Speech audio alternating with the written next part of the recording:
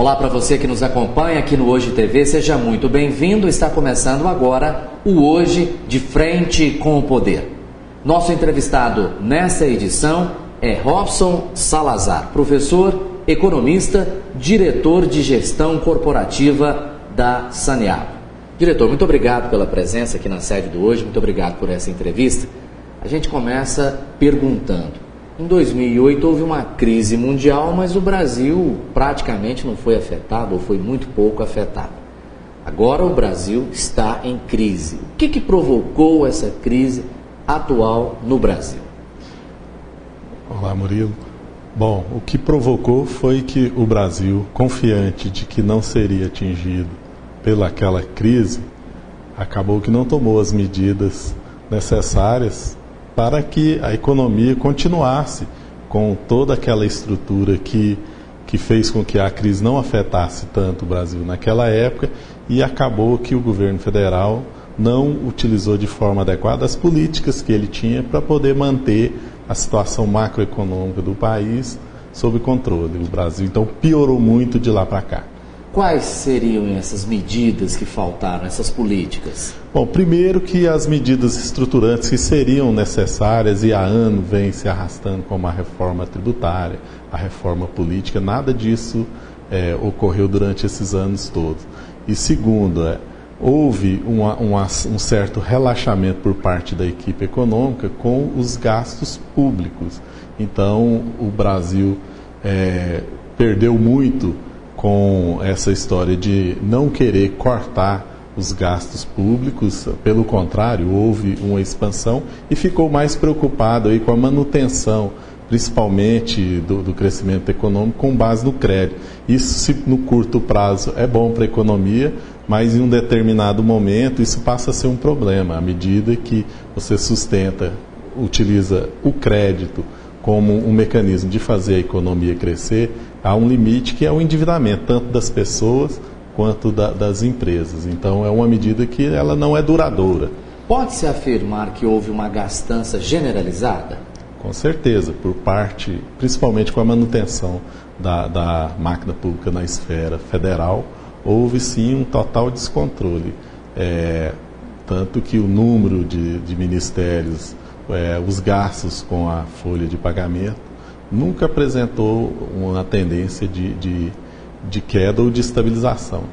Ano após ano, esses indicadores iam sempre numa trajetória crescente, prejudicando aí a nossa situação econômica. Bom, e agora? Há tempo para se recuperar? Vai ser demorada essa recuperação? Qual é a tendência daqui para frente? Bom, agora fica muito mais difícil de consertar o que se descuidou no passado, porque nós temos novamente uma crise mundial, que nem toda a economia desde 2008 se recuperou, então o Brasil também é fortemente afetado por isso, e temos uma crise política, o governo não consegue se entender com o Congresso para aprovar os ajustes que são muito necessários nesse momento. Então, isso, de certa forma, acaba se arrastando por um período muito tempo, demorando ainda mais a recuperação econômica do Brasil. Todas as questões políticas influenciam na área econômica? Com certeza tem muita influência, porque todos esses ajustes que são necessários passam pela aprovação do Congresso Nacional. Então, num momento de crise política, com certeza o governo não consegue aprovar num prazo recorde, num prazo necessário, esses ajustes que são necessários para a recuperação da economia. O senhor citou reforma tributária. No caso da reforma política, o que de forma prática poderia influenciar na economia uma reforma política? Bom, olha só, o governo federal, para manter a governabilidade na atual conjuntura econômica, ele precisa de fazer uma aliança, um governo de coalizão. Isso acaba por obrigar o governo a fazer sessões para conseguir reunir toda uma gama muito grande de partidos com ideias diferentes, com posicionamento diferente, mas é necessário isso para formar uma base aliada. E essas concessões acabam nem sempre sendo benéfica, tanto para a governabilidade quanto para a economia. Temos um exemplo atual, recente, é o caso da Petrobras, né? O governo acabou tendo que lotear a gestão da maior companhia do Brasil, uma das maiores do mundo, e agora veio à tona todo esse problema que é uma consequência dessa necessidade que o governo tem de dividir o poder para manter a sua base aliada. Operações da Polícia Federal, como por exemplo a Operação Lava Jato, influenciam muito na economia? Claro que sim. Isso teve uma repercussão, inclusive lá fora. Durante muito tempo o mercado aguardava esses desdobramentos, havia uma certa dúvida com relação à continuidade ou não da Petrobras, como que seria o futuro da Petrobras, que foi, de certa forma, atenuado quando ela publicou seu balanço, reconhecendo as perdas decorrentes das investigações da Operação Lava Jato. O mercado deu uma acalmada, mas a operação ainda está longe de ter um fim e pode ter outros desdobramentos que, de certa forma, também afetam a economia. Os movimentos sociais, os movimentos populares, as manifestações de rua, os panelaços, essas questões também exercem influência na questão econômica? Sim, isso é resultado de uma insatisfação popular. Da própria crise. Da própria crise. Então é mais uma consequência, né? E é um fato também novo. O Brasil não está acostumado, a não ser as manifestações políticas, pelas diretas já. Nunca tivemos uma mobilização popular tão forte e tão contínua por questões econômicas. Começou lá com os aumentos das tarifas de ônibus, as primeiras manifestações de nível nacional, depois a insatisfação com a política, né, com a estrutura política no Brasil, com a corrupção e agora com as questões econômicas. Então o brasileiro aprendeu a ir para as ruas, a mostrar a sua insatisfação e é uma tendência que deve permanecer e que de certa forma é bom, porque pelo menos serve de alerta para o governo tentar tomar as medidas corretas, as medidas necessárias e saber que há uma reação popular quando as medidas não são assertivas. Diretor, e Goiás? Como é que fica Goiás em meio a essa crise? Eu lembro, por exemplo, que técnicos da Fazenda enviaram à Assembleia Legislativa a LDO para 2016, prevendo maior queda na receita. Lembrando que já foi preciso um ajuste no início desse ano. Como é que está Goiás nesse processo? Bom, o estado de Goiás é um estado que há anos vem tendo um desempenho do ponto de vista interno muito melhor do que o desempenho nacional. Então o estado de Goiás seguidamente vem tendo um crescimento econômico maior do que o crescimento do Brasil. É claro que toda crise que afeta o Brasil também afeta o Goiás e é o que o governo já está prevendo, inclusive, para o ano que vem, uma redução na sua arrecadação, nas suas receitas, em função de uma desaceleração da atividade econômica que vai acontecer no Brasil todo. A grande vantagem que nós temos aqui em Goiás a nosso favor é que as medidas de ajustes foram tomadas pelo governo ainda no ano passado. Então, o governador Marconi Perillo não perdeu o bonde da história. Ele já anunciou as medidas, os ajustes que foram feitos em todos os setores do governo, que acabou, de certa forma, protegendo o Estado para que essa crise não fosse maior. Muitos governadores tentam agora também fazer seus ajustes e não tem o sucesso que o Goiás teve por ter adotado as medidas na hora correta. Pagamentos de funcionários parcelados e antecipação para empresários de recolhimento do ICMS. Isso também influencia na economia? Bom, são ajustes que não compete a mim julgar por que foram tomados, porque eu não tenho tanto acesso às informações da questão das finanças do governo. Mas, com certeza, foi pensado e foi estritamente necessário. O que a gente percebe é que Goiás vinha num ritmo muito acelerado de obras, principalmente de obras de infraestrutura, e que a manutenção disso precisa de uma economia aquecida, uma atividade econômica aquecida. E, infelizmente, o agravamento da crise nacional, o baixo desempenho da economia brasileira acabou afetando nós, o estado de Goiás. Tanto que o setor agrícola, por exemplo, que sempre segurou o crescimento econômico de Goiás, no ano de 2014 teve o pior desempenho.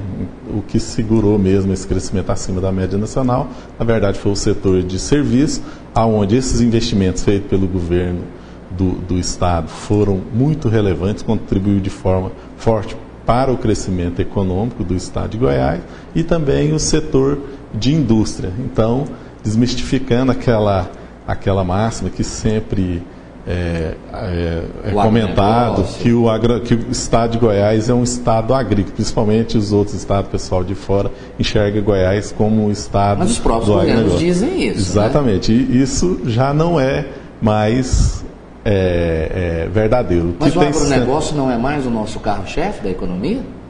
Nos últimos anos não tem sido, mas o estado de Goiás, com certeza, hoje é o setor de serviços. Setor de serviços. Não é mais o agronegócio. Não é mais o agronegócio. O pessoal da FAEG aí não vai ficar bravo aí com o senhor, não?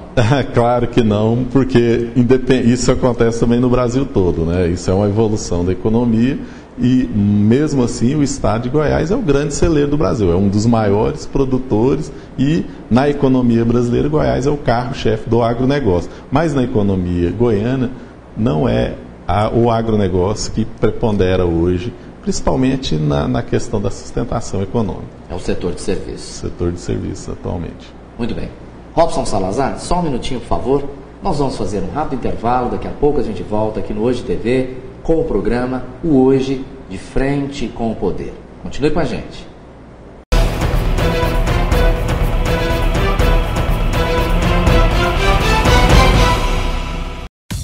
Informação de qualidade ao seu alcance. Com mais de 50 jornalistas, o Hoje traz as últimas notícias, sempre pautado pela credibilidade e seriedade em todas as editorias. E classificados com muitas ofertas de produtos, serviços e publicações legais. O Hoje possui estrutura própria que permite agilidade e qualidade na impressão, garantindo a distribuição em 93% dos municípios. Nas 15 maiores cidades, região metropolitana em torno de Brasília e Distrito Federal, conta com logística própria e correspondentes. A distribuição é dirigida ao comércio, condomínios, órgãos públicos, entidades de classe e outros locais de grande fluxo. Com média de 12 leitores por exemplar, o Hoje atinge 310 mil pessoas diariamente. Essa grande cobertura coloca o Hoje entre os jornais de maior influência do Centro-Oeste. Forte presença na internet, com acesso livre no portal. Leia e anuncie.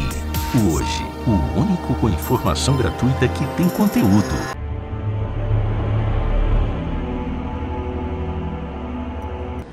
Voltamos aqui no Hoje TV com o programa O Hoje de Frente com o Poder. Nosso entrevistado nessa edição é o professor, economista Robson Salazar, diretor de gestão corporativa da Sanear. Há um projeto na Câmara dos Deputados, o projeto de terceirização. A terceirização, alguns acham que é benéfica, outros acham que não, para os trabalhadores. Para a Sanear. Bom, a terceirização, esse projeto que encontra-se em tramitação no Congresso, é uma coisa muito positiva para a economia brasileira, porque ela garante direitos, né, de forma clara para os empregados terceirizados e para as empresas também, que vão contribuir muito com a competitividade dessas empresas. Agora, olhando para a Saneag, por ser uma empresa de economia mista, essa lei, da forma que está, não é benéfica para a companhia, uma vez que ela foi excluída desses benefícios trazidos por essa lei. Então, ela perde muito em competitividade.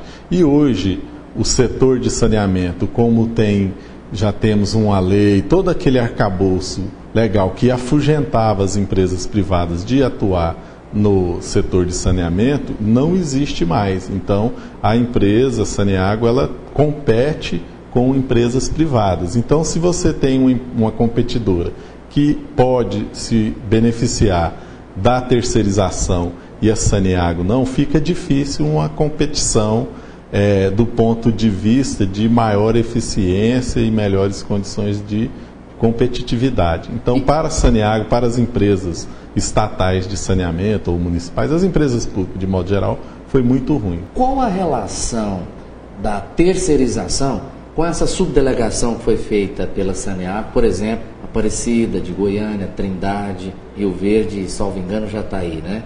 Sim. Bom, essa lei significa que a empresa privada a qual recebeu essa subdelegação da Saneago, elas também terceirizam suas atividades. Agora, de forma mais positiva, quando a lei entrar em vigor, eles vão beneficiar ainda mais com regras mais claras para elas, empresa privada, na questão da terceirização. A tendência é essas subdelegações aumentarem? A tendência é de crescimento ou não? Bom, uma coisa não tem nada a ver com a outra. A tendência de haver formação de parcerias na atividade econômica, e o setor de saneamento é um deles, eu acredito que é uma crescente no Brasil. Por quê? Porque, dada a situação econômica, o setor de saneamento depende muito de investimentos. A gente chama de uma atividade com capital intensivo, ou seja, a população cresce, a demanda também cresce com a população, então sempre a empresa terá que investir. E os recursos são muito vultuosos, e o Brasil tem um déficit aí de indicadores de cobertura que carece de muitos investimentos. O estado de Goiás também está inserido nesse contexto, principalmente na questão do saneamento, do esgotamento sanitário. Goiás tem um índice de cobertura acima da média nacional, mas ainda longe do desejável. Um índice de cobertura aí próximo de 46%. Na questão da água, da área que a Saneago atua, está praticamente universalizado, 93%. Só que sempre a empresa terá que investir para manter e subir esse indicador. Então, como não temos os recursos suficientes, o setor público não dispõe disso, o governo federal não tem recurso suficiente para apoiar as empresas estatais, com certeza a Saneago, como no Brasil inteiro, vai ter que buscar parceiros com capacidade de investir para atender a população de forma mais rápida, porque a situação hoje é incompatível com o nível de desenvolvimento que o Brasil tem. Os índices de cobertura no Brasil, principalmente na questão do saneamento, ainda são muito baixos, nível de país do terceiro mundo ainda. Que é lamentável, né? Infelizmente. A Saneago vai ser privatizada? Bom, eu não acredito que ela seja privatizada porque não há nenhuma razão para isso. É uma empresa sólida, claro que ela tem problemas como todas as outras, e um dos grandes problemas que tem é justamente a escassez de recursos. Mas a Saneago é uma empresa totalmente viável. Não há motivo para uma privatização, e sim a empresa sendo atuante, tendo um mercado que ela atende de certa forma bem, ela tem muita capacidade de construir parcerias e de captar recursos no mercado para fazer frente a seus investimentos. E a questão da privatização do setor de saneamento é uma coisa muito discutível ainda, porque água e esgoto é um monopólio natural. Sempre vai ter uma empresa só operando, seja ela pública ou seja ela privada. Diferente do que acontece, por exemplo, na telefonia, que eu posso escolher qual a operadora que vai me atender melhor e com os custos menores e que eu me beneficie de uma concorrência. Isso no setor de saneamento não existe. Então, sempre eu vou ter na porta da minha casa uma única empresa tratando o esgoto sanitário, uma única empresa fornecendo água. Então, não há uma razão para haver privatização genérica desse setor, porque o bom da privatização é você abrir concorrência. E no caso de água e de esgoto, até o momento não tem como, é inviável uma concorrência. Essa razão não pode ser uma orientação da equipe econômica do governo ou um desejo do próprio governo? Poderia ser, mas no momento não temos nenhuma orientação. Recentemente, a direção da Saneago teve uma reunião com o governador no Palácio. Foi discutido esse assunto? Em nenhum momento O que foi discutido? Foi apresentado para o governador a situação financeira e econômica da companhia, o plano para poder melhorar isso e os investimentos que nós estamos projetando para esse ano e para os próximos anos. Em resumo, o que o senhor pode dizer para a gente? Bom, temos nos anos anteriores, a empresa investiu muito, ela vinha num ritmo muito acelerado de investimento, ao ponto do ano de 2014 ela bateu o recorde em termos de volume de investimento de todos os tempos e que a colocou nos primeiros lugares do ranking nacional, de forma proporcional, é claro, investimento em relação ao faturamento que a empresa possui. Então ela é uma das maiores empresas em termos de investimento para o seu tamanho de mercado. Isso é decorrente de uma política do governo de tentar universalizar o serviço de água e esgoto no estado de Goiás o mais rápido possível e também da eficiência que a empresa teve no passado de captar recursos do PAC para ser investido no setor de saneamento. Ocorre que, devido à crise atual, esses recursos que foram contratados sofreram uma desaceleração e até mesmo corte. Ele não existe mais todo aquele recurso que foi prometido. E esse ritmo acelerado de investimento que a empresa vinha adotando, muito dependente de recursos do governo federal, quanto esses recursos cessam, acaba por prejudicar a companhia. Então ela teve que rever todo o seu plano de investimento, dar uma desacelerada dentro da sua capacidade, mas continua forte nessa questão de investimento e universalização dos seus serviços. Diretor, e o sistema João Leite, quando é que termina e quanto ainda precisa de investimento? Bom, para terminar o sistema João Leite, o sistema produtor Mauro Borges, precisamos em torno de 90 milhões de reais, que é para a conclusão da nova estação de tratamento, que vai, no primeiro momento, duplicar a capacidade de produção da Saneago.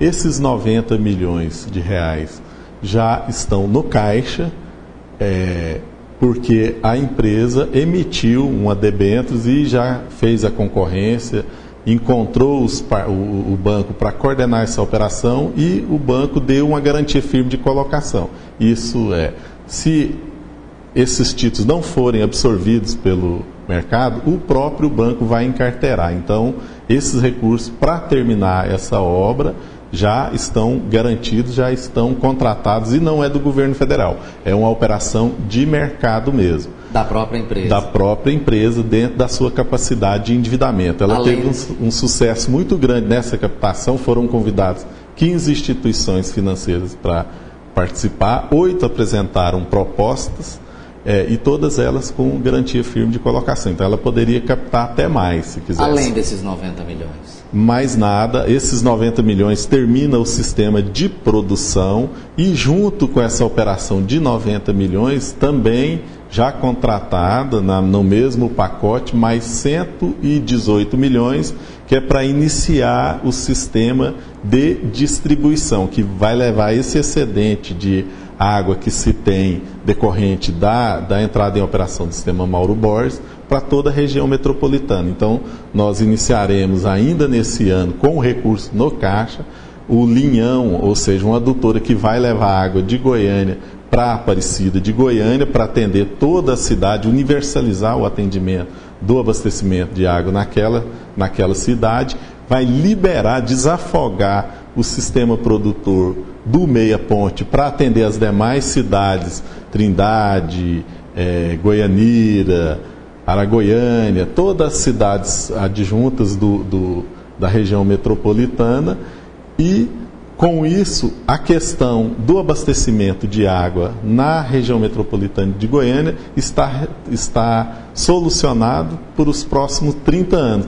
E a Saneago, nessa reunião que foi feita recentemente com o governo do estado, já foi informado e autorizado pelo governador a iniciar o estudo para o próximo manancial, que vai atender daqui 30, 40, 50 anos. Então o governo e a Saniago já está planejando lá para frente, uma visão de longo prazo, a próxima estrutura para continuar esse nível de atendimento para os próximos anos. João Leite é para quando?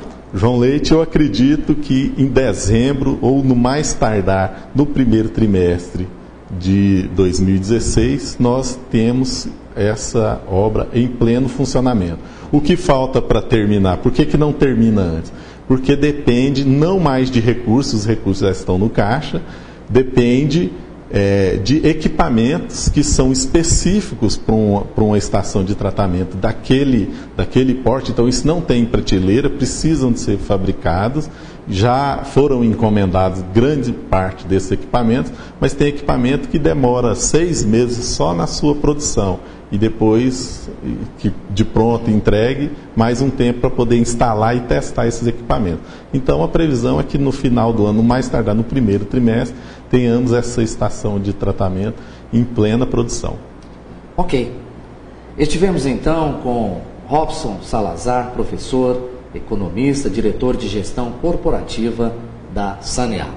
Robson, muito obrigado. Obrigado. Obrigado pela entrevista, obrigado pela presença. Precisando, estou à disposição. Muito obrigado. Você pode continuar nos acompanhando aqui no Hoje TV, em nosso programa, o Hoje de Frente com o Poder. Muito obrigado por sua companhia e até nosso próximo encontro.